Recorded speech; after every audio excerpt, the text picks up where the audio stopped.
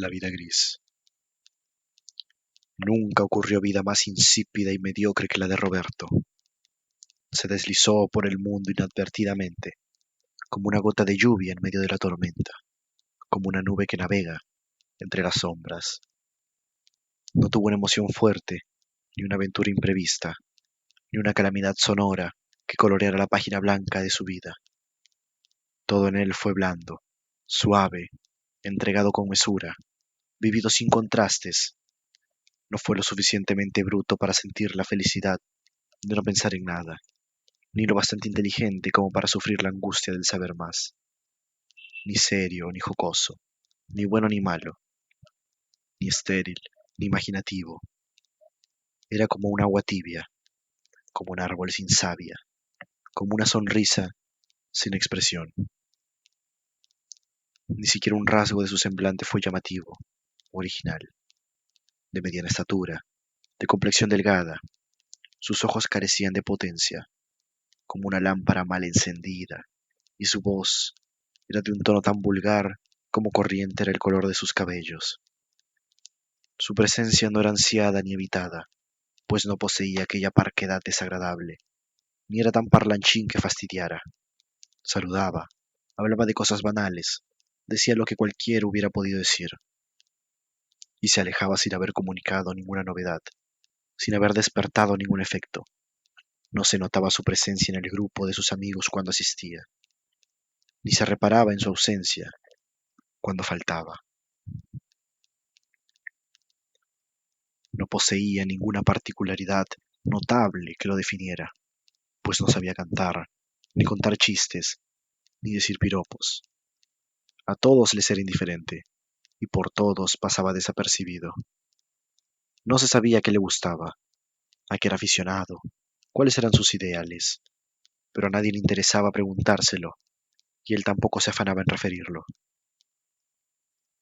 Cuando se encontraba con un conocido en la calle, conversaba sobre temas generales, sin profundidad ni elegancia, sin hablar de sí mismo, ni incurrir por el destino del otro, como quien observa una fórmula social, y al despedirse, seguramente que su interlocutor se olvidaba que acababa de sostener una conversación.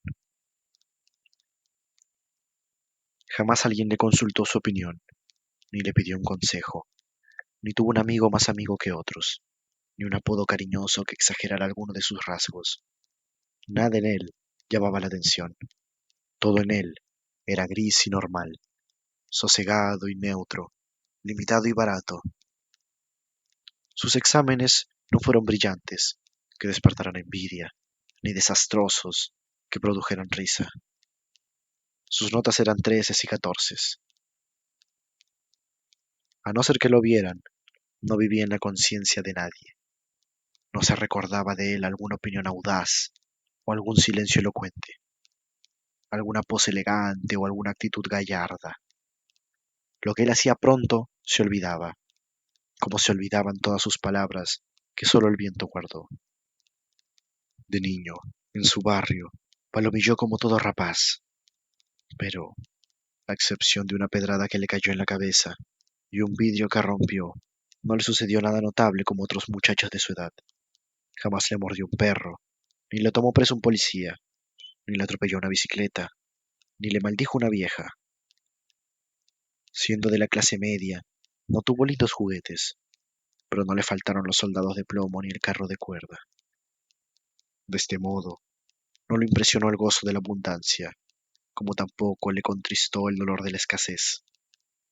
No hizo viajes largos que dejaran en su memoria recuerdos de paisajes, ni tuvo muchos parientes, ni le quisieron mucho sus padres. De su infancia, pues, no tenía nada que contar. Su adolescencia fue igualmente mediocre. Conoció el mal y el mundo, sin asombrarse mucho, sin que nada despertara su pasión. Todo le pareció justo y corriente. Pecó sin sentir mucho remordimiento, y creyó en Dios lo suficiente como para no pensar en él. No siendo vehemente ni tampoco apático, vivió un sentimentalismo moderado. Hubo mujeres hacia las cuales se sintió atraído, pero nunca trató de discriminar la naturaleza de esta atracción. A ninguna cayó simpático, pero también por ninguna fue odiado. Y él aceptó esta indiferencia, serenamente, creyendo lo normal, sin sentirse herido en su vanidad, ni vulnerado en su amor propio. Su cultura era mediana. Como todo muchacho había leído a Verne, a Dumas y otros escritores de folletín, pero de seguro no sabría decir qué autor le habría gustado más o qué personaje le inspiraba más simpatía. No se preocupó nunca de señalar sus predilecciones literarias. En el colegio no se apasionó por ningún curso.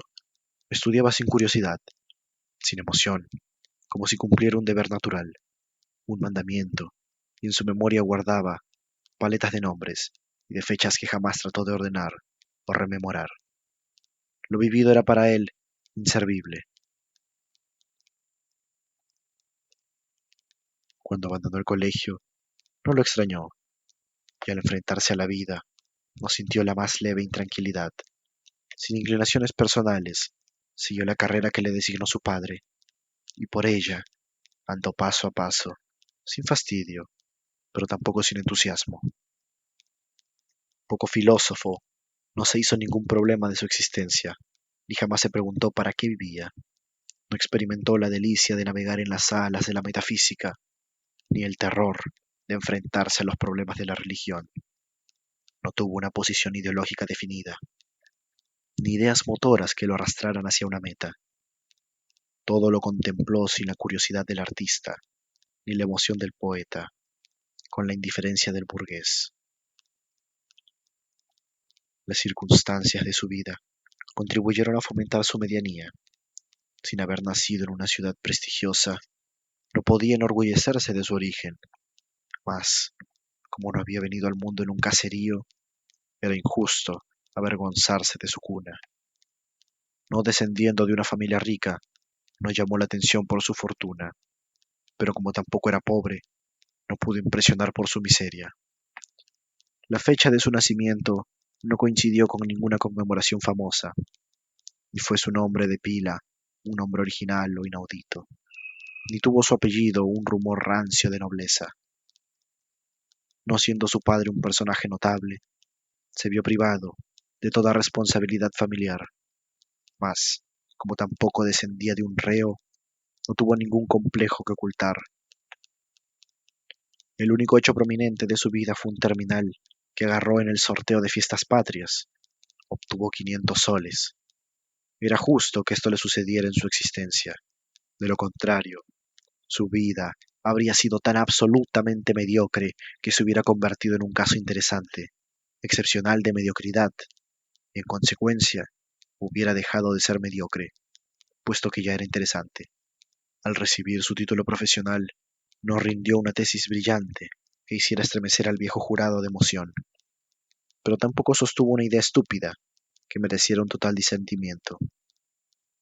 Por otro lado, tampoco resbaló en la alfombra al ir a recibir su grado, ni volcó tinta en el diploma, ni ocurrió algún incidente de esta naturaleza que confiriera a la ceremonia, ya que no un aspecto solemne, por lo menos un viraje cómico.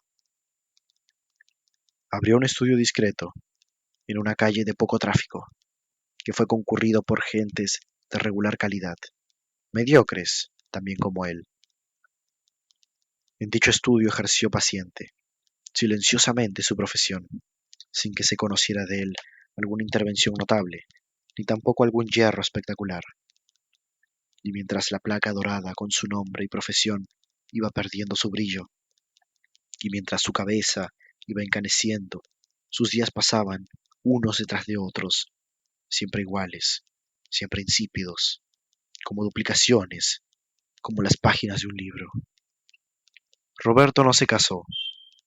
De haberlo hecho, su vida habría tenido ya un motivo de ser, y quedaría justificada su existencia. Pero él fue absolutamente contingente, completamente inútil al mundo. Ni siquiera tuvo descendientes. Y por fin murió, pero hasta su muerte fue vulgar, pueril y antipoética. No se cayó de un quinto piso, ni lo arrolló un tranvía, ni lo corneó un toro. nada digno de comentarse en los periódicos. Pescó un resfrío en una tarde invernal y por no cuidárselo, se le complicó con los bronquios, luego con la pleura y, rebotando de complicación en complicación, dio en la tumba, un miércoles de fin de mes. Fueron a su entierro algunos colegas, por solidaridad profesional. Tuvo pocas flores, ninguna lágrima. No le pusieron lápida, y justo al mes, un tío suyo le pagó una misa, a la que asistieron 3 personas. Después, se le olvidó por completo. Nadie lo recordó con ternura, nadie lo evocó con afecto.